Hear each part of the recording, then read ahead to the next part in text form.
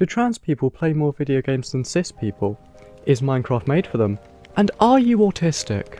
All these questions entered my head without permission and wouldn't leave until I answered them. And so I present to you Qualitative MJ's analysis of gaming in the trans community. Before I get into the studies and data, let me just say that I'm not a psychologist, nor are my findings conclusive. Feel free to dispute my theories, or share your opinions in the comments below. To answer the big question of why do trans people play Minecraft, I first went down a little research rabbit hole of existing studies. The papers I read focused on the prevalence of autism in the trans community, along with gaming addiction and mental health.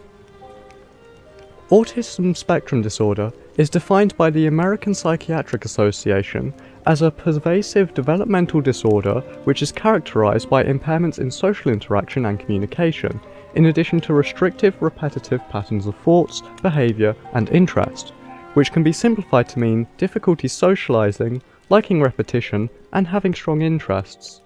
This definition is very problematic and removes a lot of individual nuance from the experience of living with autism. However, it's already easy to see how those generalized and stereotypical traits could apply to games like Minecraft. Simple, repetitive gameplay loops that don't rely on social skills and have unlimited potential for creativity. Furthermore, the game is built on reliable and consistent rules that can be applied to a wide range of situations, such as each component of a redstone farm working together consistently to create a whole machine. How does this link to gender? Well, a group of psychologists found that there are higher rates of autism among transgender people than cis people.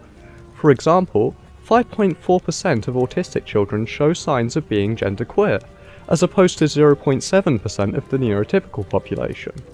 Furthermore, up to 26% of referees to gender identity clinics have autism, although studies vary wildly on that number, and getting to a gender identity clinic suggests that someone is already in the system, and is therefore more likely to be diagnosed than most people.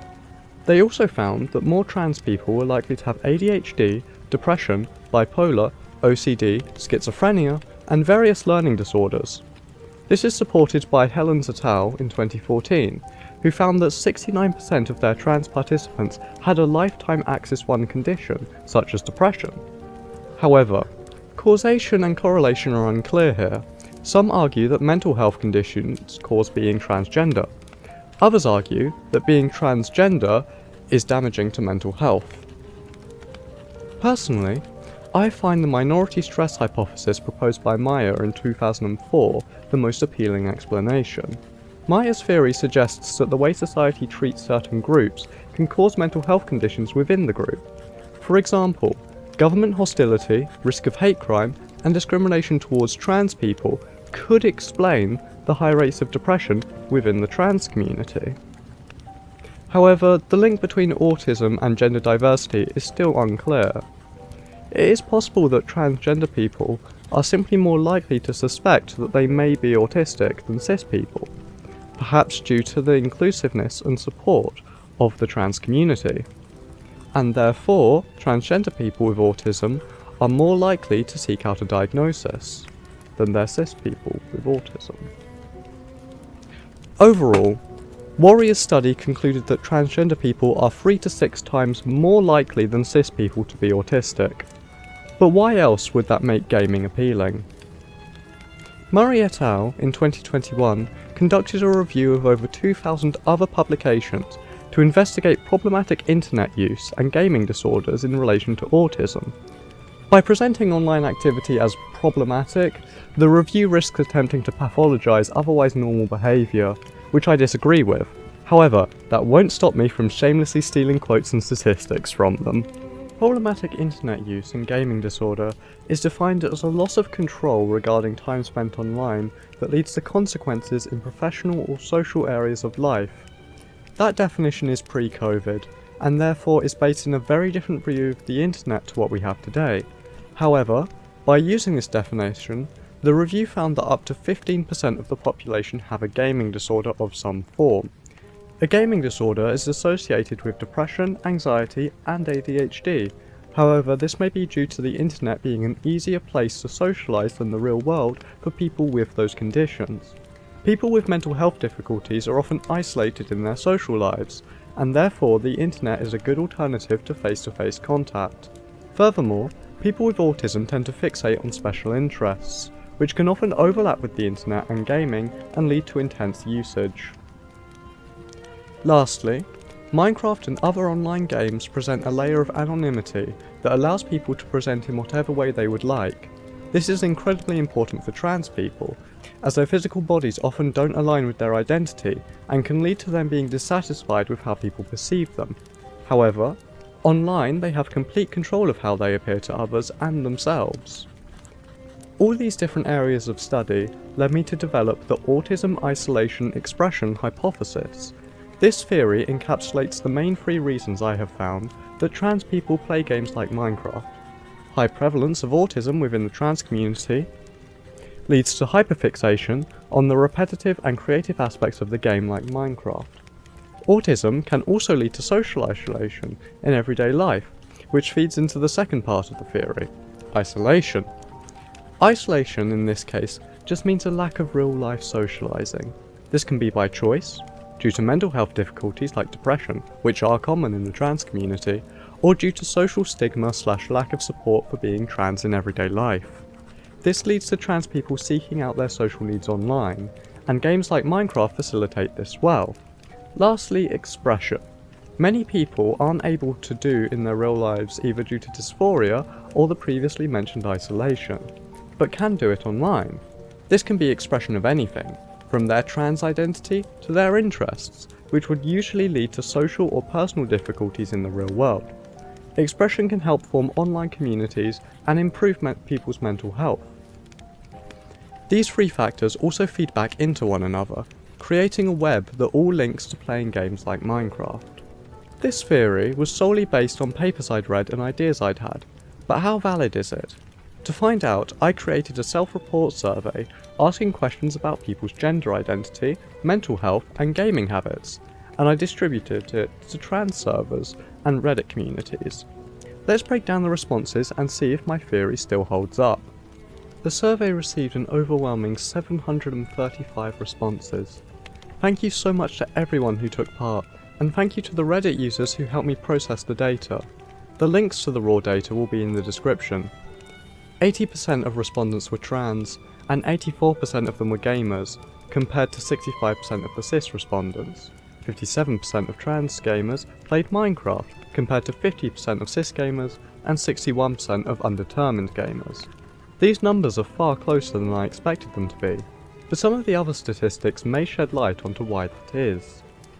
As expected, there was a higher rate of neurodivergence among trans respondents, with 76% of trans respondents identifying as neurodivergent compared to only 63% of cis respondents. However, unexpectedly, the rates of mental health conditions among cis respondents was 70%, and among trans respondents was 82%, which is far higher for cis people than other studies would suggest. This leads me to believe that the sample I gathered was largely biased towards people with mental health conditions, especially depression and anxiety, which I hadn't considered when distributing the survey. As you may remember, depression and anxiety were two of the main factors contributing to the isolation part of our theory. Originally, I assumed the high rates of depression amongst trans people would link to playing more Minecraft. However, cis people in my study seem to have an equally complex relationship with mental health. Speaking of our theory, let's break down some of the responses and see how they link to the autism isolation expression hypothesis. To break down the data, I sorted through the long answer responses of "Why do you play Minecraft?" and sorted them into categories of autism, isolation, expression, other, and irrelevant. I then tallied them and worked out the percentage from total responses.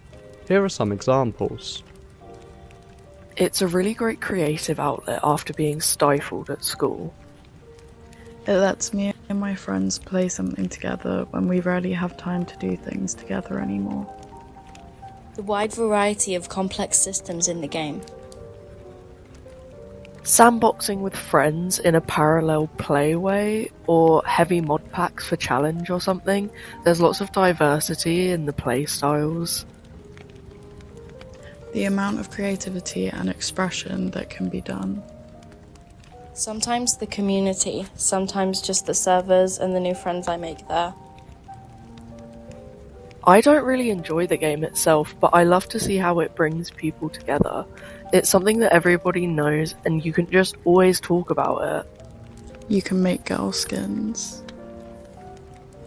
Sensory heaven.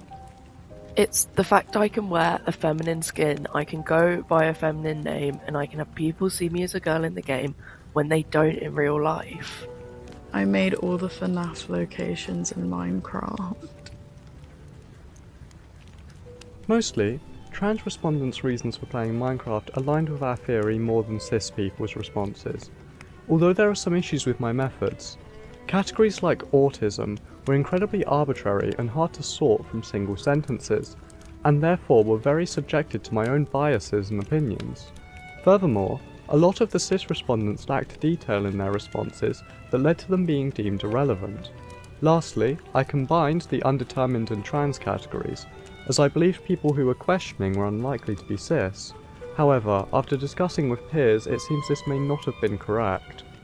Interestingly, the rates of neurodivergent trans people who play Minecraft was higher than the rate of neurodivergent cis Minecraft players.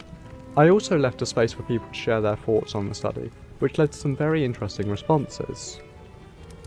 Gaming is an escape to be a woman in a lot of games I play, especially since I am pre-everything, it gives a lot of euphoria.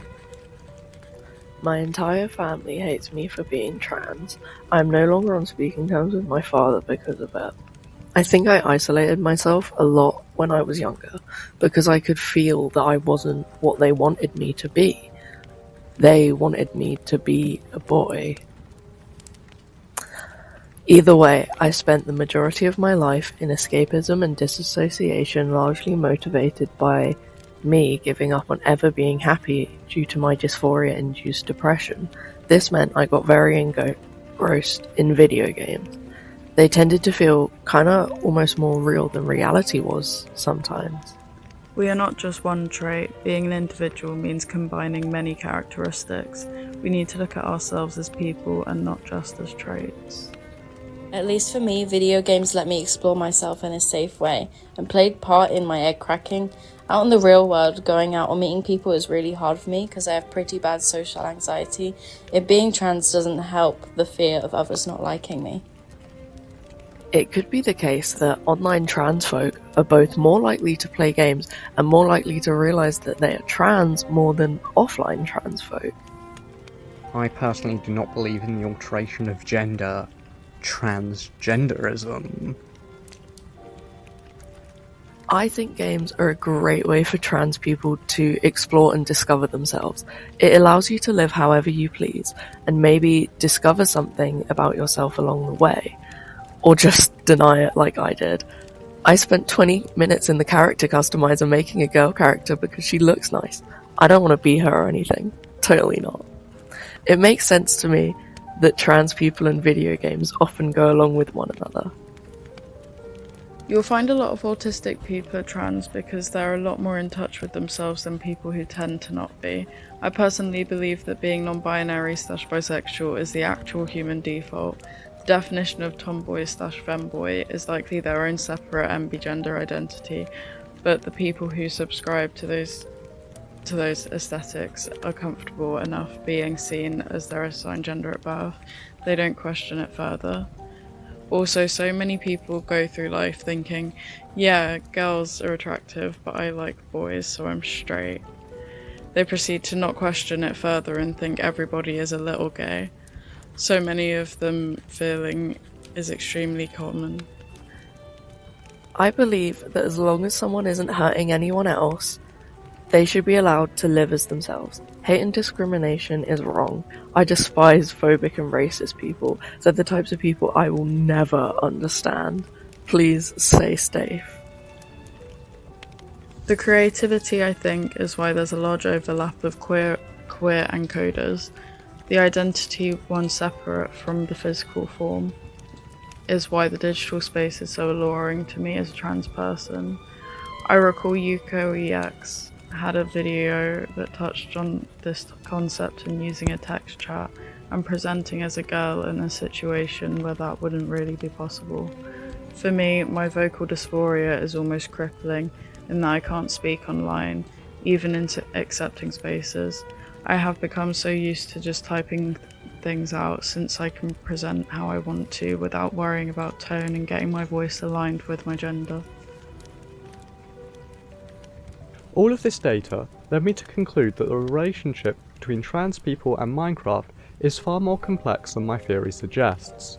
An alternative explanation is that mental health conditions, such as depression and anxiety, can lead to isolation in the real world, and so many people turn to gaming as a form of escapism. This is supported by data from my study, suggesting that 80% of participants who played Minecraft also had at least one mental health issue. The high rates of depression in the trans community therefore leads to more trans gamers. This could also link to the large portion of introverts within the study, as gaming is an introverted hobby. The genres of games played by cis and trans people were incredibly similar, further supporting the idea that gender identity is not the defining factor in game choice. The high rates of depression within the trans community could be explained by the discrimination that trans people face in daily life, which links back to the minority stress we discussed earlier. Overall, the study I conducted was unfortunately inconclusive. However, it raises a lot of interesting questions about the gaming community and mental health. There were large issues with my sampling methods, targeting niche internet communities and a huge bias towards trans respondents. Furthermore, the study being conducted on the internet led to many similarities between participants, as they were all interacting with similar communities, and therefore the data was very close with little significant difference between groups. If this study were conducted on a more diverse group of the population, the results may have been more polarising and therefore significant. The main lesson that I would take away from my research is that regardless of if we are trans or cis, neurodivergent or neurotypical, we are all gamers and we are all people. We are more similar than we are different, and we should take time to understand each other and look out for one another. Feel free to share your thoughts in the comments. All the studies, along with my notes, raw data, and data processing will be available in the description. Stay safe, stay cool, and stay true to yourself. Bye for now.